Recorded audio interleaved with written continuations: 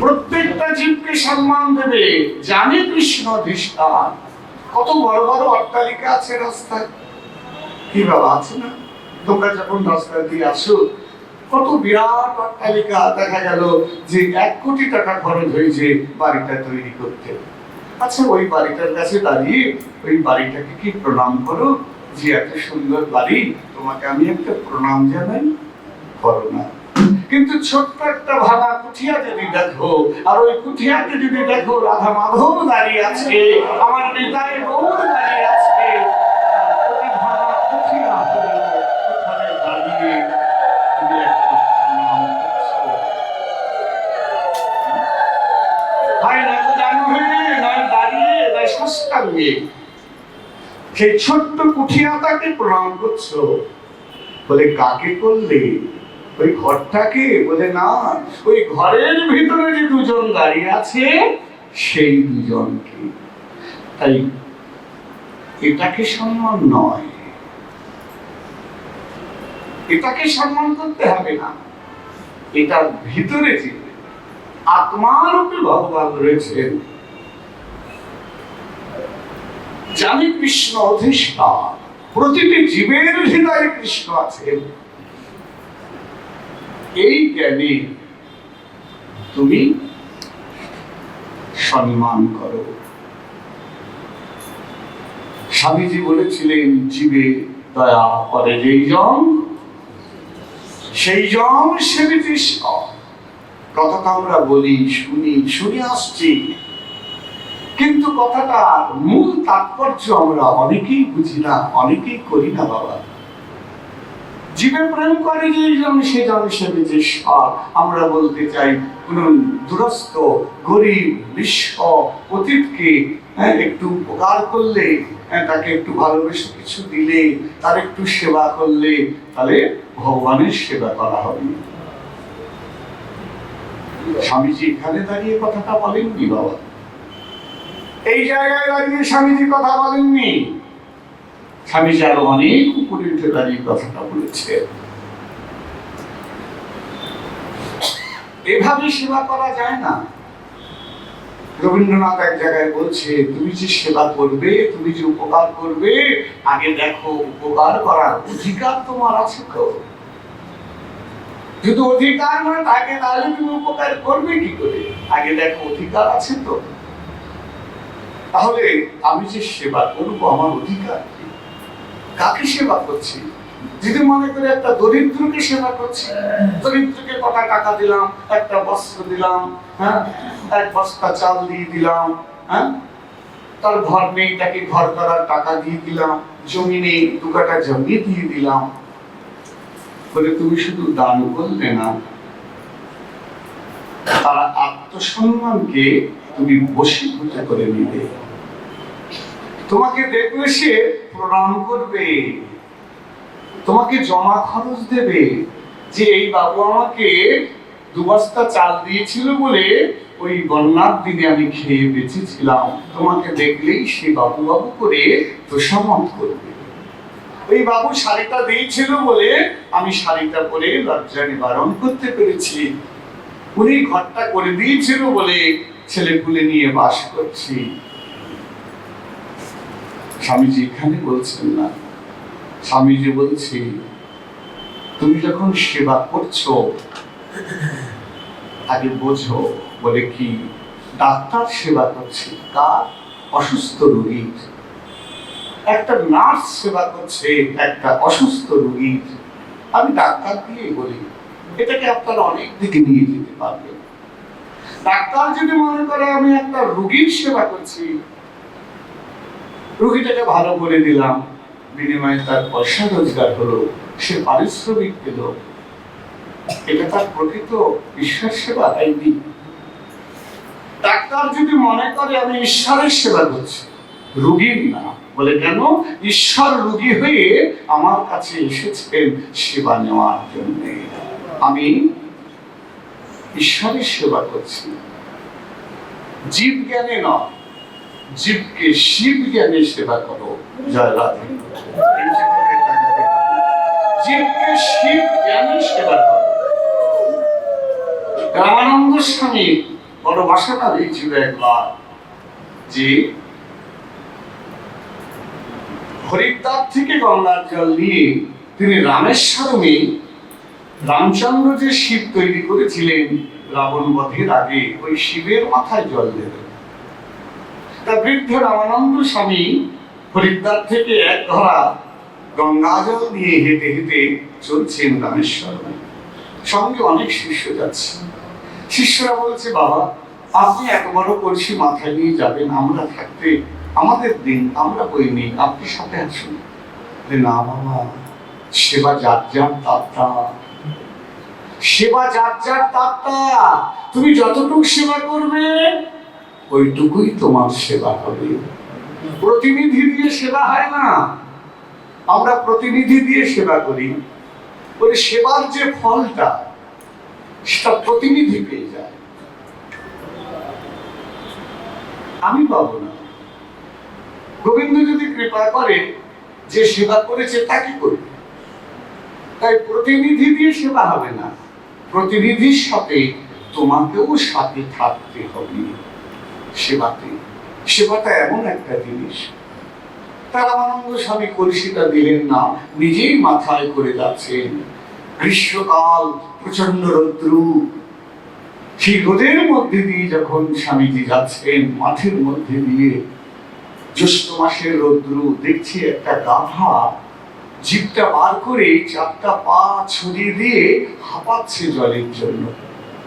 আর রামানন্দ স্বামী ওইখানে গিয়ে দাঁড়ালেন। গাধাটার দিকে তাকিয়ে দেখছেন, বড় পিপাসায় তৃষ্ণার্ত গাধা, নিঃশ্বাস নিতে পারছে না, জিভটা তার বার হয়ে গেছে। স্বামীজি কলসিটা ঢেলে গাধার মুখে গঙ্গার জল দিচ্ছে, আর গাধা হা করে ডগ ডগ করে সেই জল পান করছে। করতে করতে এক ধরা কলসির জল গাধাটা সেবা করে নিল। সেবা করেই সুস্থ হয়ে দাঁড়িয়ে এক দৌড়ে কোথায় অদৃশ্য হয়ে গেল। শিষ্যরা বললেন, বাবা কি করলেন? এত কষ্ট করে হরিদ্বার থেকে জল এনে শেষকালে আর মনে হয় 10-12 মাইল গেলে পরে আমরা রামেশ্বরম পৌঁছে যেতাম, আর এহেন সময় এহেন জায়গায় এসে একটা গাধাকে জল খাইয়ে দিলেন। স্বামীজি কাঁদছেন, রামানন্দ স্বামী, আরে তোরা ওকে গাধা দেখলি? ওটা গাধা নয় রে, রামেশ্বরমের দেবাদিদেব। তিনি ওই রূপ ধরে আগিয়ে এসে আমার সেবাটা নিয়ে চলে গেলে, কারণ আমার কষ্ট হচ্ছে জলটা নিয়ে যেতে। তাই শিবজি বুঝেছেন যে আমার দাসের কষ্ট হচ্ছে, আমার ভক্তের কষ্ট হচ্ছে, তাই তিনি আগিয়ে এসে আমার সেবাটা গ্রহণ করে চলে গেলেন। এইগুলো সেবা, গাধা জ্ঞানী নয়, গাধার মধ্যে শিব জ্ঞানী। তাই মহাপ্রভু সেই জায়গাটাতেই বলেছিলেন যে জীবে সম্মান দিবে জানে কৃষ্ণ অধিষ্ঠান।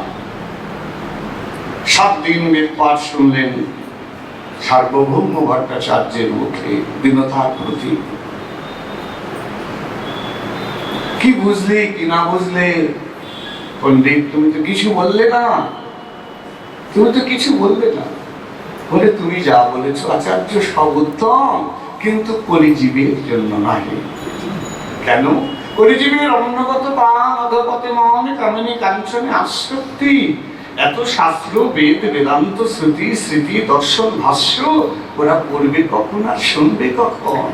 দুটো অন্যের সংস্থা করতে করতে কলিজীবের দিন চলে যায়।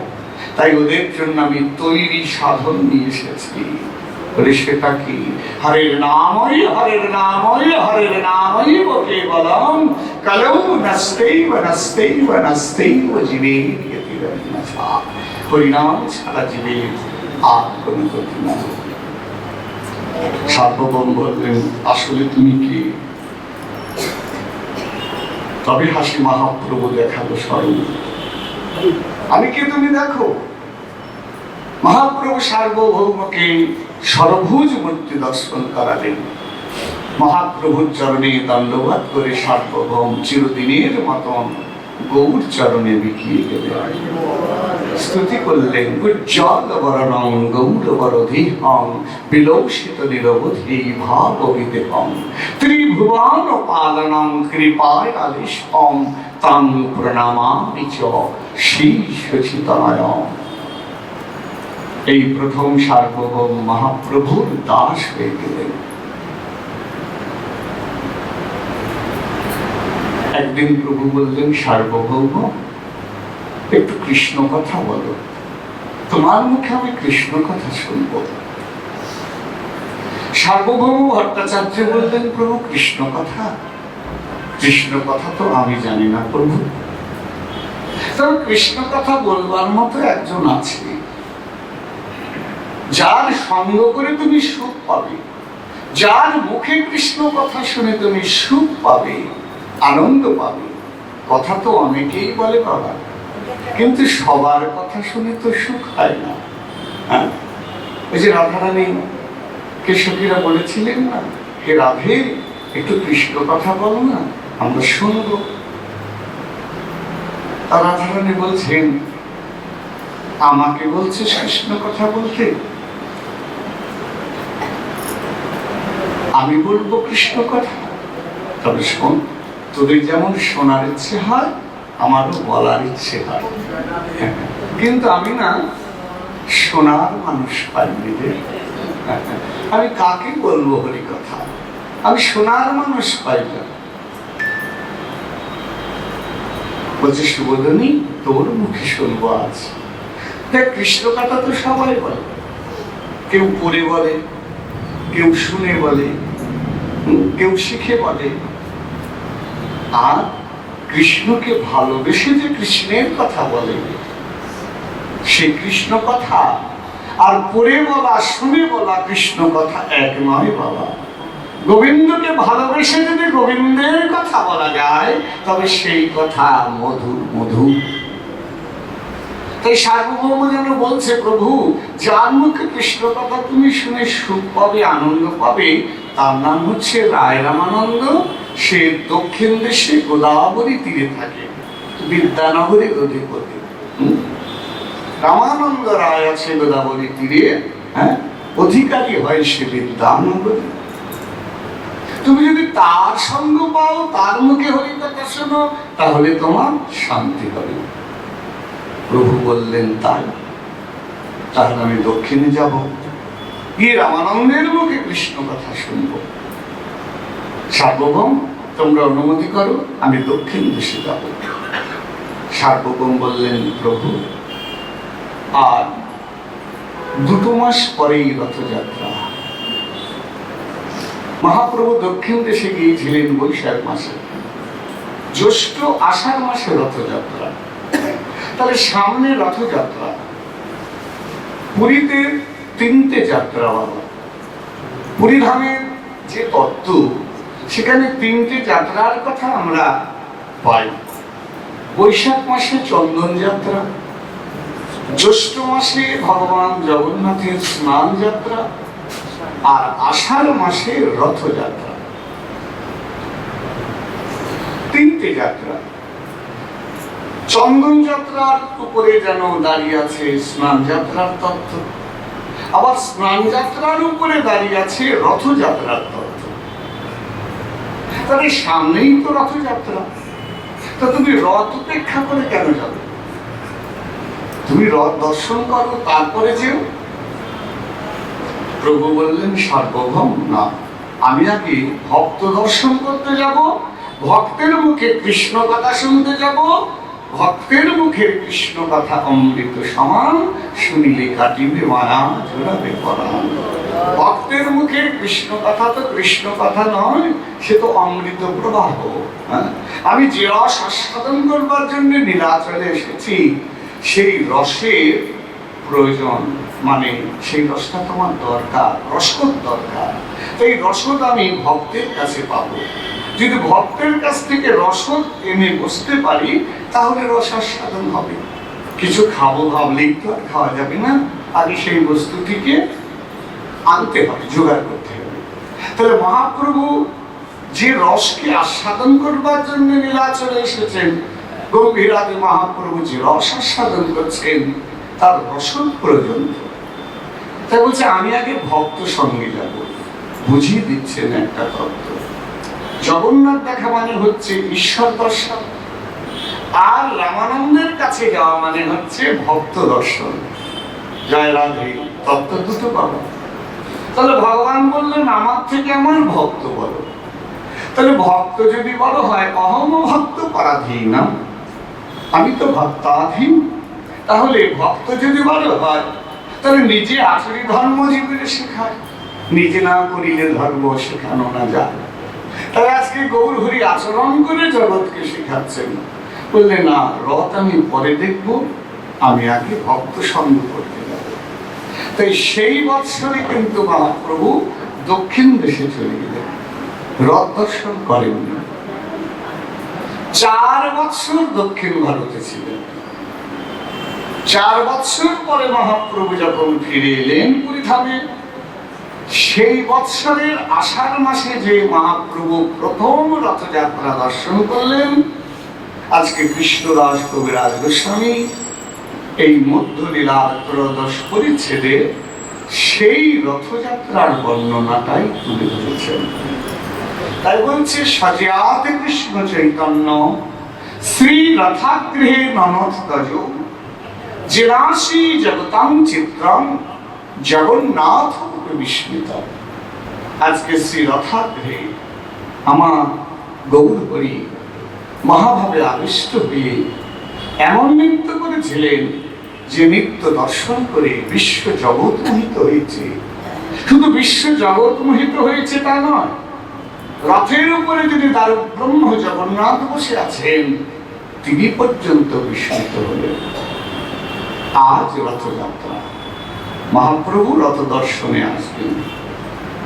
তার রথের আগে একটি উৎসব হয়, সেটা আপনারা জানেন, আমরাও আস্বাদন করি। তার নাম হচ্ছে গুন্ডিচা মার্জন লীলা। অর্থাৎ পুরীধাম হচ্ছে তত্ত্বগত দিক থেকে মহাপ্রভুর ভাব দৃষ্টিতে, আস্বাদনটা কিন্তু আমরা মহাপ্রভুর ভাব দৃষ্টিতে করছি, কিংবা মহাপ্রভুর অনুগত যে গৌড়ীয় আচার্য জয়রূপ সনাতন ভট্ট রঘুনাথ, শ্রীজীব গোপাল ভট্ট দাস রঘুনাথ, এই যে গোস্বামীগণ যেভাবে আস্বাদন করেছেন, তাদের আনুগত্যে আমরা আস্বাদন করছি। তাই মহাপ্রভুর আস্বাদনের যে ধারা বা যে ভাবটা ছিল, সেটা হচ্ছে পুরীধাম হচ্ছে বাবা দ্বারকা মন্দির, আর দ্বারকা থেকে ভগবান শ্রীকৃষ্ণ রূপী জগন্নাথ যাবেন কোথায়? সুন্দরাচল। মানে পুরী মন্দির যেখানে, তাকে বলা হয় নীলাচল। বলে নীলাচল বলে কেন? বলে সেখানকার নীলকান্ত গোবিন্দ যিনি, তিনি অচল, তিনি চলতে পারেন না, তাই এই তীর্থের নাম নীলাচল। তিনি নীলাচল, সেই নীলনাথ জগন্নাথ তিনি অচল, চলতে পারেন না, হাত নেই, পা নেই। বলে এটা কি রূপ? এই রূপের বর্ণনা ব্যাখ্যা আমি পরশুদিন, তার আগের দিন করেছিলাম। এই রূপের আরেকটা তাৎপর্য, সেটা হচ্ছে ভগবান বলেন ভক্ত আমার মাতা, ভক্ত আমার পিতা, ভক্ত আমার গুরু। ভক্ত রেখেছে নাম আমার বাঞ্ছা কল্প তরু। ভক্ত খাওয়ালে আমি খাই, ভক্ত না খাওয়ালে আমি উপবাস যাই, ভক্ত সাজালে আমি সাজি, ভক্ত আমাকে চলালে আমি চলি। অর্থাৎ আমি ভক্তাধীন, ভক্ত যেভাবে আমাকে চালায় আমি সেইভাবে চলি। এটা তো ভগবান বলেছেন মুখে, কিন্তু প্রকাশ্য জগৎকে দেখালেন পুরীধামে। ওই দেখেন জগন্নাথের পা নেই, তাকে ভক্তরা কাঁধে করে রথে তোলে। জগন্নাথের হাত নেই, জগন্নাথ সাজতে জানেন না, ভক্তরা তাকে সাজায়। অর্থাৎ পরিপূর্ণ ভক্তাধীন হয়ে জগন্নাথ রূপে তিনি পুরীধামে বিরাজমান। তাই আজকে দ্বারকা থেকে জগন্নাথ দেব রূপী কৃষ্ণ যাবেন নীলাচল থেকে কোথায়? সুন্দরাচল। যেখানে মাসির বাড়ি গুন্ডিচা মন্দির, তার নাম হচ্ছে সুন্দরাচল। এই সুন্দরাচল হচ্ছে বৃন্দাবন।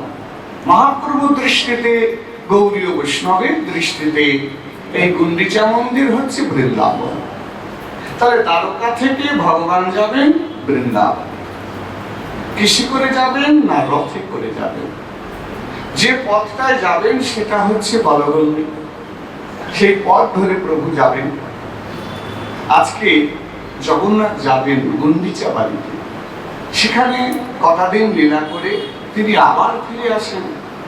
আত্মবিগ্রহ সেখানে থাকে না, কুঞ্জটা রিক্ত, শূন্য থাকে, রিক্ত কুঞ্জ, সেখানে কোনো বিগ্রহ থাকে না, সেখানে সারা বৎসর ময়লা ধুলোবালি পড়ে। তাই রথের আগের দিন, রথের দিন তো ভগবান যাবেন, তাই আগের দিন কি হচ্ছে না, মহাপ্রভু তার পার্শ্বদ মণ্ডলীকে নিয়ে এই গুন্ডিচা মার্জন করছেন। মার্জন করছেন মানে পরিষ্কার করছেন, জল দিয়ে ধুয়ে দিচ্ছেন, ঝাড়ু দিয়ে ঝাড় দিচ্ছেন, আবর্জনা যত হয়েছে সেগুলো ফেলে দিচ্ছেন, জংলা যত জন্মেছে তুলে ফেলছেন। এই যে গুন্ডিচা মার্জন, অর্থাৎ ভাবটা কেমন, যে আমার প্রাণনাথ আসবে, কুঞ্জে কুঞ্জ সাজাতে হবে। ওগো কুঞ্জ সাজাও গো, আজ আমার প্রাণনাথ আসবে। রাধারানী যেমন সখীদের বলেছিলেন, সখীরে তোরা কুঞ্জ সাজা, আমার বধূ আসবে। আজকে বধূর সঙ্গে আমাদের মিলন হবে, হ্যাঁ, এই কুঞ্জে। বড় আশা রাধারানী, তাই আশা করে সখীদের দিয়ে কুঞ্জ সাজিয়েছিলেন। আজকে সেইভাবে বিভাবিত গৌরহরি আজকে ওই গুন্ডিচা মন্দিরের কুঞ্জটাকে সাজাচ্ছেন, যে কাল আমার প্রাণনাথ, আমার প্রাণ প্রীতম আসবে। তাই সহচরগণ যেন গোপী অনুমান, তার যে সহচর পার্ষদ আছে তাদেরকে গোপী অনুমান করছেন। আর গৌর যেন নিজে রাধা ভাবে বিভাবিত হয়ে বৃষভানুনন্দিনী হয়ে কুঞ্জ সংস্কার করছেন, গুন্ডিচা মার্জন করছেন। এটা হচ্ছে গুন্ডিচা মার্জন লীলা। এর অন্তরালে রয়েছে আরেকটা লীলা। ওই গুন্ডিচা শুধু পুরীর ওই যে রানী গুন্ডিচার ওই অট্টালিকা সমৃদ্ধ ওই গুন্ডিচা মন্দির নয় বাবা, আমাদের এই হৃদয়টাই হচ্ছে একটা গুন্ডিচা। হ্যাঁ, এই হৃদয়টায় অনেক কামনা, বাসনা, লোভ, লালসা, আসক্তি, প্রবৃত্তি, কলমশ জমে জমে এই হৃদয় কুঞ্জ আবর্জনায় পূর্ণ হয়ে গেছে। এগুলো পরিষ্কার করতে হবে, মার্জন করতে হবে। কি দিয়ে মার্জন করবে? সমার্জনী রাখবে। সমার্জনী মানে ঝাঁটা, ঘুরিয়ে যদি বলি সমার্জনী, সমানে নিজে, নিজেকে মার্জন করার যে বস্তু সেটাই হচ্ছে সমার্জনী। আবার কি লাগবে? কাটারি লাগবে। কত লতা পাতা হয়েছে, ওগুলোকে কাটতে হবে। তাহলে ঝাড়ু লাগবে, কাটারি লাগবে, আর লাগবে জল। তাহলে প্রথমে জলটা কাটতে হবে, তারপরে ধুলোবালি ঝাড় দিতে হবে, তারপরে জল দিয়ে ধুয়ে মুছে দিতে হবে। হৃদয় গৌর হরি বল। তাহলে হৃদয় গুন্ডিচা পরিষ্কার করবে কি করে বাবা? বলে প্রথমে কাটারি খোঁজো। বলে কোন কাটারি? লোহার কাটারি নয়, অনুরাগ রূপ কাটারি। অনুরাগহীন নহে ভজনের অধিকারী। যার অনুরাগ নেই তার কখনো ভজন হয় না। ভজন তার হয় যদি কারো গুরু চরণে অনুরাগ হয়, গোবিন্দ চরণে অনুরাগ হয়। এটা সবার হয় না বাবা। অনুরাগ হচ্ছে একটা লোভ। অনেক স্বীকৃতির ফলে ব্রহ্মাণ্ড ভূমিতে কোন ভাগ্যবান জীব গুরু কৃষ্ণ প্রসাদে পায় সেই ভক্তি লাভ দিয়েছে। 84 লক্ষ জনে ভ্রমণ করতে করতে কত জন্ম, কত মৃত্যু, কত জন্ম, কত মৃত্যু গেল। যদি কোনো জন্মে সদ্গুরু বৈষ্ণবের সঙ্গ পাওয়া যায়, গুরুদেবের দৃষ্টিতে যদি কোনো শিষ্য পড়ে যায়, কোনো ভক্ত যদি গুরুদেবের কৃপা দৃষ্টিতে পড়ে যায়, গুরুদেব যদি তাকে অকপটে কৃপা করে, তার মধ্যে অনুরাগ না থাকলেও বাবা অনুরাগ চলে আসবে। এই অনুরাগের কোনো বয়স নেই, যে বৃদ্ধকালে অনুরাগ হবে তা নয়, বাল্যকালেও হতে পারে, যৌবনেও হতে পারে, আবার বার্ধক্যেও হতে পারে, আবার কারো অন্তিমেও অনুরাগ হতে পারে। অনুরাগ হওয়াটাই বড় কথা। এই অনুরাগ হচ্ছে কৃপালব্ধ ফল। এটা গুরু কৃপায় হয়, এটা ভগবানের এবং গুরুর কৃপা। তাহলে ভগবানের কৃপাটা গৌণ, গুরু কৃপা মুখ্য। কেননা ভগবানের কৃপা গুরু কৃপার মাধ্যমে আসে। তোমায় যদি কেউ বলে আমাকে একটু আগুন দাও না গো, আপনি কি করলেন? একটা কাঠ আগুন ধরিয়ে নিয়ে আসলেন, এই নিন দাদা আগুন নিন। তা যদি জিজ্ঞাসা করে আমি তো আগুন চেয়েছি, কাঠ চাইনি, তুমি কাঠটা দিলে কেন? বলে কাঠ ছাড়া বা কাগজ ছাড়া আমি আগুনটা আনবো কি করে?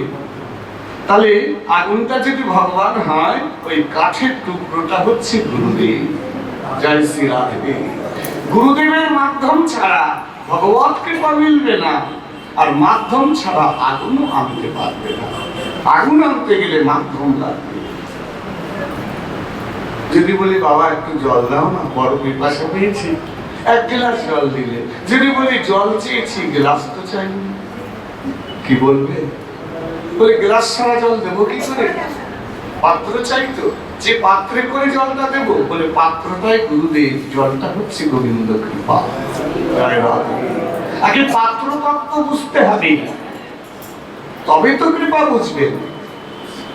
তাই ব্রহ্মাণ্ড ভ্রমণ করতে করতে যদি গুরু কৃপায় অনুরাগ হয়, সেই অনুরাগ রূপ কাটারি দিয়ে দেহের মধ্যে যত আসক্তির জংলা জন্মেছে, কামনা বাসনার জংলাগুলো জন্মেছে, ওগুলিকে কেটে দিতে হবে।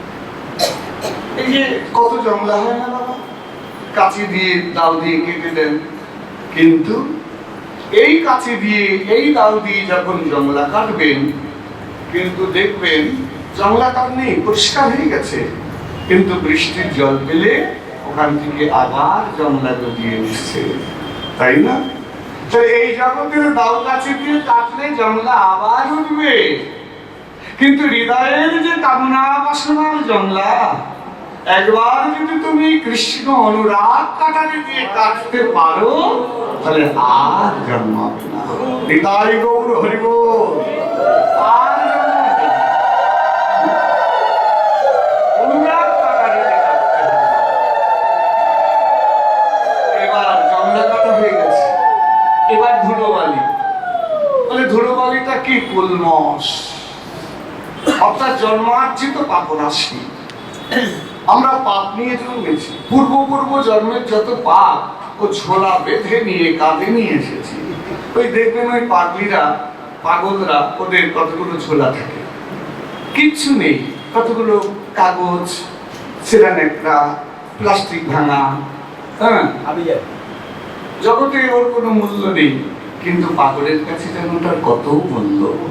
ওটাকেই ও কুড়িয়ে কুড়িয়ে বস্তায় ধরে, আর ওটাকে হাতছাড়া করে না, সারাক্ষণ কাছে কাছে রাখে, যেখানে যাবে ওটা নিয়ে যাবে। তাই আমাদের ওই অনাদিকালে অর্জিত পাপরাশির বস্তা আমরা হাতছাড়া করি না। যেখানে যাই, যে জন্মেই যাই না কেন, ওই পাপের বস্তার সাথেই যাচ্ছে। একে বলে পারব্ধ। শাস্ত্র বলছে একে পারব্ধ। এই যে অনাদিকালের পারব্ধ কুলমশ, কালিমা যাবে কিসে? বলে ঝাড়ু কেন? ঝাড়ু কিনে ঝাড় দাও, ওই ধুলোবালি চলে যাবে। তার দিনে আমরা ঘর কবার ঝাড়ু দিই? অন্তত পক্ষে দুবার তো দিতেই হয়, সকালে একবার, সন্ধ্যার আগে একবার, কেউ কেউ দুপুরেও দেয়, তাই না? তাহলে ঝাড়ু তো দাও। তাহলে ঝাড়ু দিয়ে ঘরের সব ময়লা ধুলোবালি বার করো, বলে এই ঘরটাকে একটু ঝাড়ু দাও, সকালে ঝাড়ু দাও, যদি পারো দুপুরেও দাও। আর না পারলে দুপুরে সন্ধ্যায় দিতে যেন ভুলো না। সন্ধ্যার আগে ঝাড়ুটা ঠিক ঠিক দিয়ে দাও। বলে ঝাড়ু পাবো কোথায়? বলে কেন? ওই যে বড় আরবদা ঝাড়ু দিয়ে গেছে দোকানে দোকানে, সব দোকানে দোকানে একজন বড় ব্যবসায়ী ঝাড়ু দিয়ে গেছে। বলে এই ঝাড়ুগুলো বিক্রি করো, আর যারা কিনবে তারা ঘর ঝাড়ু দিতে পারবে। বলে সে লোকটা কে এত ঝাড়ু বিক্রি করে গেল? বলে তার নাম গৌর সুন্দর। বলে কি ঝাড়ু বিক্রি করে গেল? বলে হরি নামের ঝাড়ু।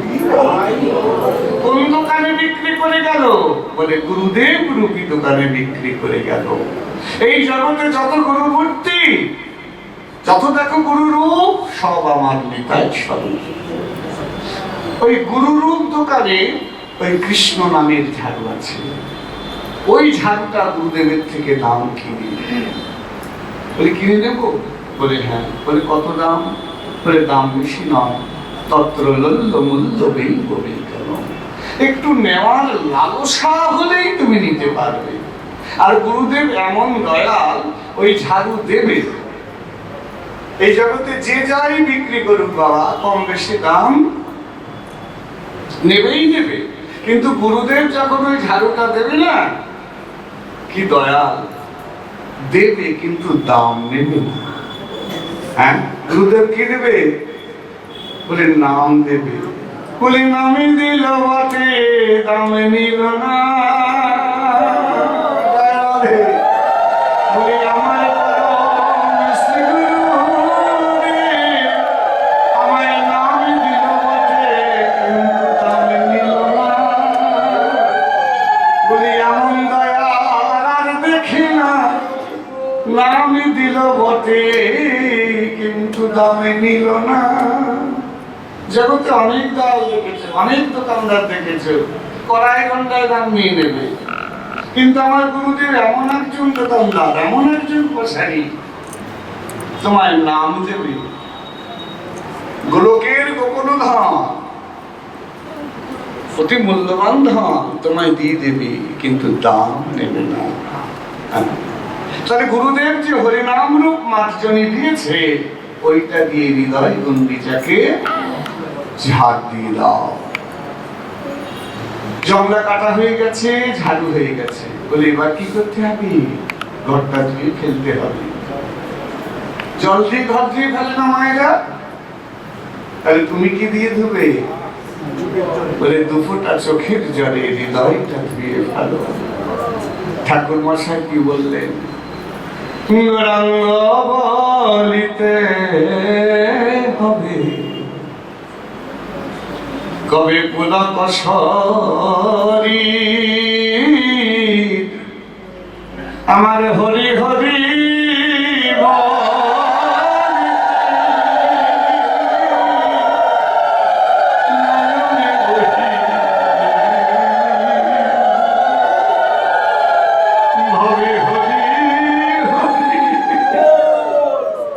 হরি বলিতে আমার নয়নে বহিবিনি, সেদিন কবি ভাবি আমার কৃষ্ণ বলে আখি ঝরবে, সেই দিন কবি ভাবি। বলি গৌর বলে আমার নয়ন ঝরবে, সেদিন আর কবি ভাবি। বলে আর কয়দিন বাকি, আমার যে কোনো দিন ফুরারে যায়, সেদিন আর কয়দিন বাকি, আমার যে কোনো দিন ফুরারে যায়, সেদিন আর কয়দিন বাকি। আর কবে নিতাই যাও আমারে করুণা করিবে, সংসার বিষয় বাসনা আমার কবে তুচ্ছ হবে, বিষয় ছাড়িয়া কবে শুদ্ধ হবে মন, কবে হাম হে রব সেই মধুর বৃন্দাবন। রূপ রঘুনাথ পাদে করিয়ে কাকুতি, কবে বুঝিব আমি যুগল প্রীতি।